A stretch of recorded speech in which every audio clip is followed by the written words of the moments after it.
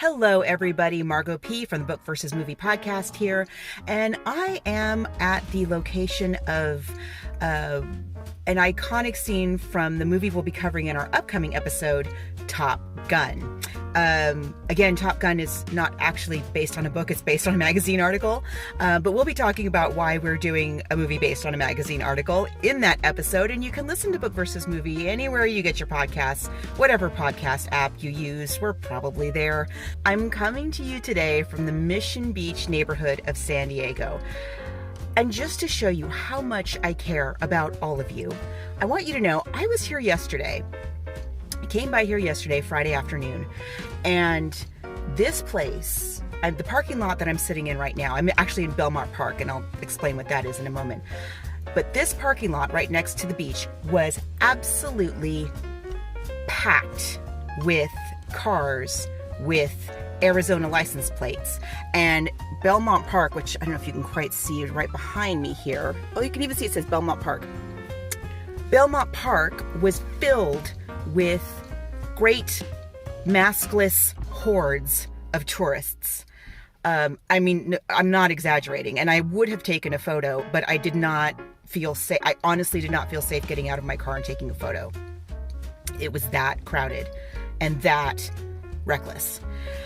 So this is a PSA to remind you to be safe, wear your mask when you're out in public. So anyway, I wanted to get this video shot, so I came down here super early this morning just so I could make this video for you.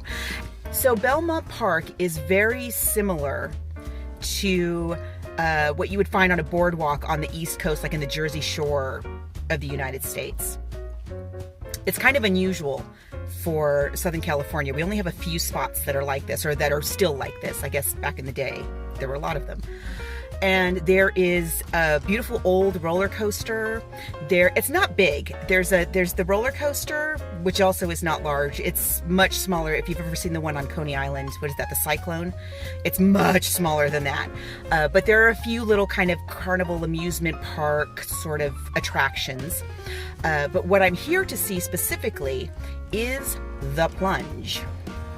Now, the Plunge was opened in 1925 as a natatorium, which is a fancy name for an indoor swimming pool. It was an indoor swimming pool.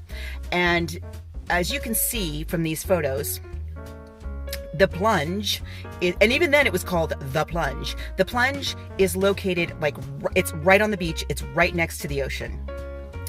And when it opened, it was the largest saltwater swimming pool in the world, I believe.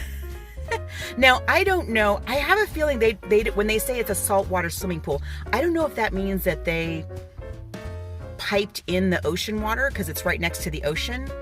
I'm not sure what that means. I don't think it's like the saline swimming pools that we have today, because after the Plunge opened, after a few years, the salt in the salt water completely destroyed all of the filtration system and everything. And so it was converted in like 1940 to a normal indoor swimming pool.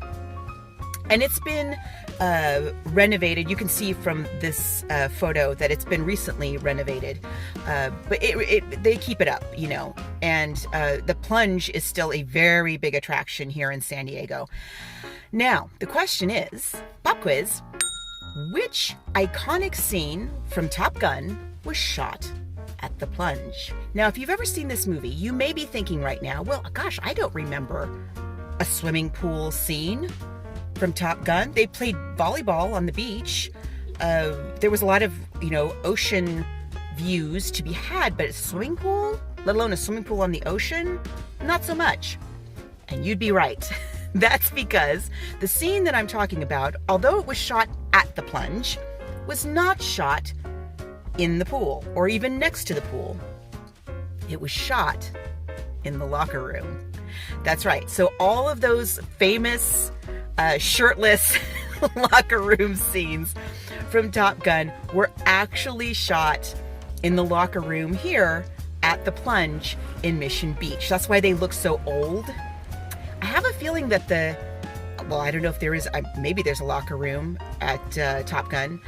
probably not as old as that locker. That locker room, I'm pretty sure, does not exist the way it does in the movie. I think it's been redone since then. The Plunge, it's so early in the morning that I certainly can't get into the building. So we're not going to find out. But that is where all of those locker scenes were shot. One thing you should know about those locker room scenes is that they were shot to help create the story. What are the drawbacks of Top Gun? If you've read the magazine article that it's based on, it's really just kind of about planes and guys wanting to fly planes and how cool planes are. There's not really much of a story there. Not like the magazine article that inspired Urban Cowboy, for example, where there's a whole like romance that's woven into that story. The Top Gun story is really just about guys and planes. And a lot of this movie, therefore, as you know, is just about guys and planes. There's not much of a relationship dynamic, even among the pilots. And so it was decided to have these locker room scenes where the characters could say things to each other that they probably wouldn't be able to say in a military or a classroom setting, right? So we get some insight into what their relationships to each other are, namely the relationship between Maverick, played by Tom Cruise, and Iceman, played by Val Kilmer. Val Kilmer, come on. What's better than that? To get more of the background on this movie, please tune into our upcoming episode on Top Gun on the Book vs. Movie podcast. And until then, I'm Margo P signing off from San Diego. Bye.